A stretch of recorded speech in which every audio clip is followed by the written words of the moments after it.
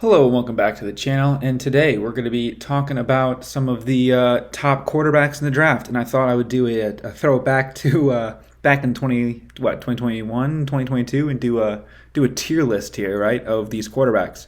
So we've got some of these guys down below. I believe it's the top, what is that, 5, 10, 12 quarterbacks that, based on combine results and just overall guys I thought about, just thought I would go through and give my little thoughts on each quarterback quickly because I got some more draft content coming out this week and next week, obviously, with it not potentially, but the draft will be coming up shortly here. So, first off, we got Dorian Thompson Robinson. Now, he is the quarterback, obviously, out of UCLA. Good dual threat guy, pretty good arm. I'm trying to rate them here based on, just like who's the top, based on the year. Right, there will be some S's, there will be some D's, but I want to do within the group here. So I'll say that DTR, I'm going to give him a solid B. Now, I don't think he's going to go super high off the board here, but I think he's got a lot of good fit. I think he could be, potentially the 5th or 6th best quarterback in this class. He's not gotten nearly as much hype or, media around him as other guys, but I really do like him, and I think that he's going to be a great fit. Up next, we have the most polarizing prospect in the draft. For me, he's going to be A tier. And I wanted to go S tier real bad here, but Anthony Richardson, quarterback out of Florida, absolute weapon. He had a really tough offense he had to deal with at Florida.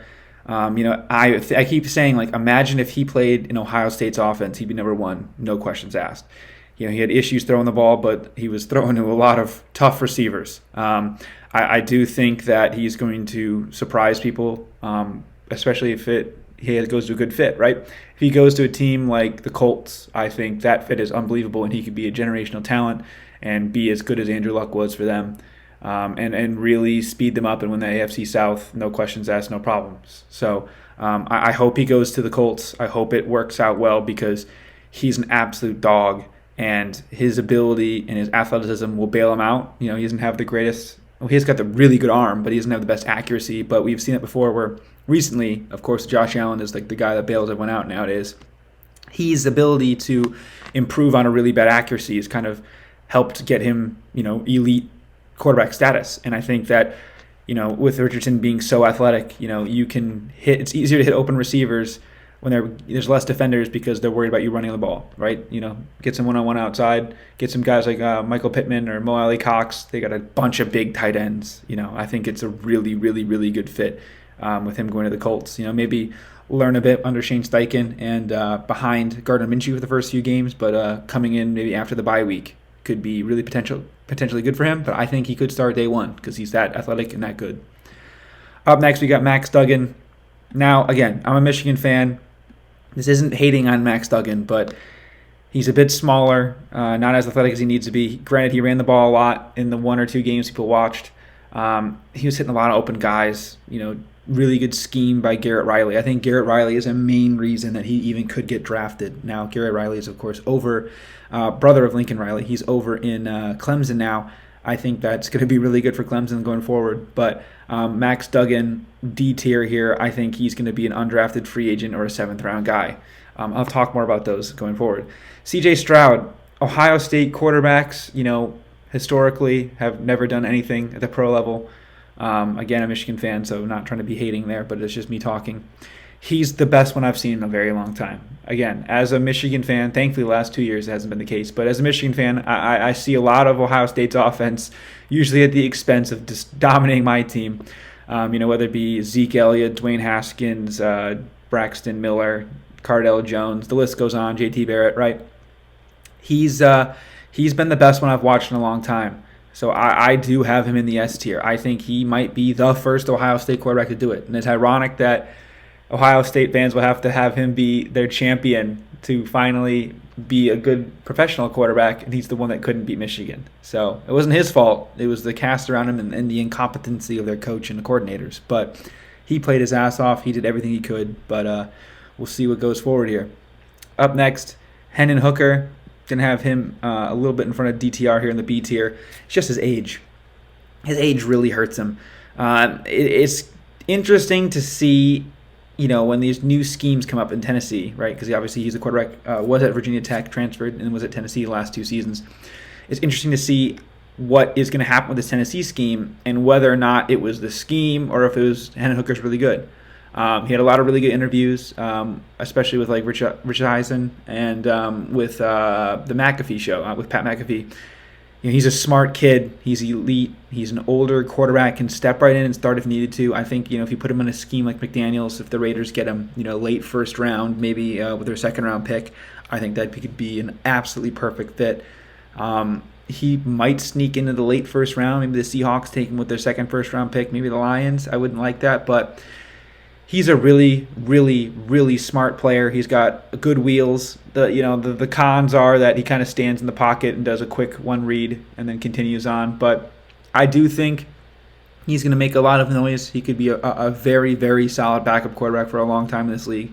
But just him already being 25, almost 26 is just really tough. So he will be going there. Bryce Young, S tier. I want you to do me a favor and count how many offensive Alabama players were drafted. I think it's going to be maybe 3 or 4. Normally it's 3 or 4 in the first round. There is no supporting cast that he had last year. He had Jahmyr Gibbs, and that's about it, right? And you just look at everything he had to deal with. The only reason Alabama was even remotely close to the playoff this year was because Bryce Young carried the entire team. The defense wasn't the best. Brian Branch and Will Anderson will be going very high in these, but for me, he's the best quarterback prospect I've seen in the last 5 or 6 years. Sure, he's undersized, but he can play. He can move the pocket around. He's 6 foot, air quotes, really 5'10" right? But it doesn't matter in my book. He's that good of a player. He can make it happen. He can get things on his own with his feet. We saw that in the Texas game, or he can sling it like nobody's business. Yes, he did a bit better and won the Heisman with really good receivers in Jameson Williams and John Mechie. But last year he had almost no help in the receiver department. Jermaine Burton was pretty much his main guy. Even actually Gibbs out of the backfield was one of his biggest receivers. But he was able to do a lot with a little in a year after he did a lot with a lot.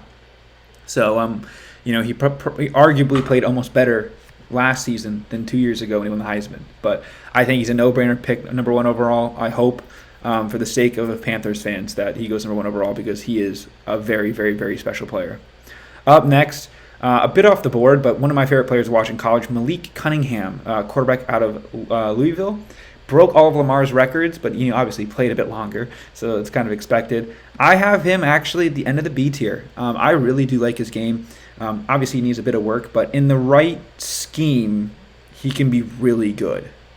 If Lamar leaves and he backs up Lamar, I think that could be really good. If he's not if he's a good backup quarterback, right? I think that could be a very special thing. He could learn his thing, but his athleticism, kind of similar to Hendon Hooker, similar to Anthony Richardson. His athleticism can really bail him out of bad situations, and I just think that he was in a really tough offense at Louisville, but I think he can make a lot of noise at the professional level if he's in the right spot. If he goes to like a San Fran type thing, or if you bring him over to Arizona to help start while what's it called? Kyler Murray is returning from his ACL injury. I think that could be a really good fit.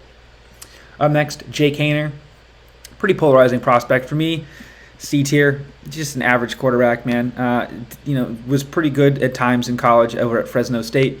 He's just a run-of-the-mill quarterback, a bit bigger size compared to some of the other guys that are smaller. But I just think, he's going to be one of those guys you're like, oh, remember Jake Haener? Yeah. He might start in the XFL or USFL, but I think, third string is kind of what we're looking at here.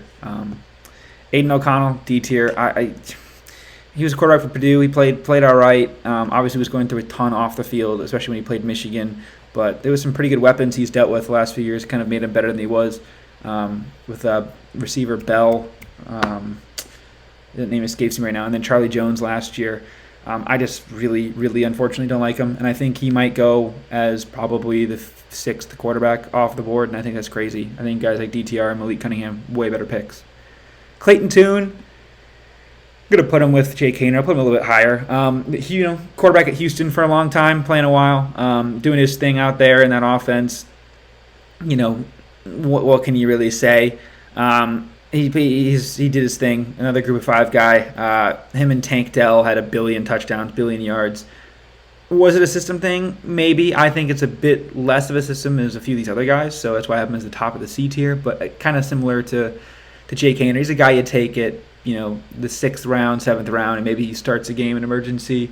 But really, 3rd string is kind of what I'm feeling here. Will Levis. I mean, some guys have him here, some guys have him here. So for me, end of the B tier here. It's just, I don't know why he gets so much love when you look at other guys in bad systems, why they aren't viewed the same. I mean, some people have him above Anthony Richardson. It's like, okay, he played in a bad offense too in the SEC, same conference, same side, and you have him totally different. I think Richardson's athleticism bails him out, but Levis, he's got a bit of work to do. They keep saying how they think Richardson should be the guy that sits behind someone and waits and kind of figures it out. I think if you let Levis go, behind Jimmy Garoppolo in the Raiders, and lets him learn the system there, or have him go behind Matt Stafford for the Rams, I think that'd be great fits. Put him on the Rams. They trade up, back in the end of the 1st round, get that 5th-year option. That could really work. He's got a lot of tools, a lot of the things you need from a really good quarterback, but he just needs some time to develop. I'm actually not going to do that. I'll put him in between these two. I think it's a little disrespectful putting him there. But now a surprising one for me, Stetson Bennett.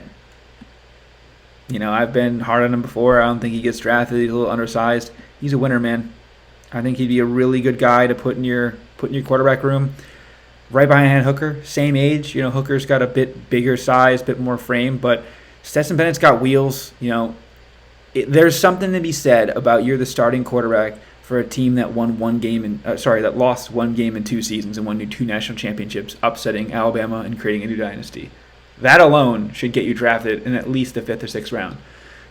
Similar to the rest of these guys, like I've kind of said, if you let him develop behind him, it'd be really good. I think he'd be an absolutely solid backup quarterback, like a Chase Daniel type, where he just comes in, rights the ship, makes it happen. Really good competitive guy in the locker room, help push your guys forward.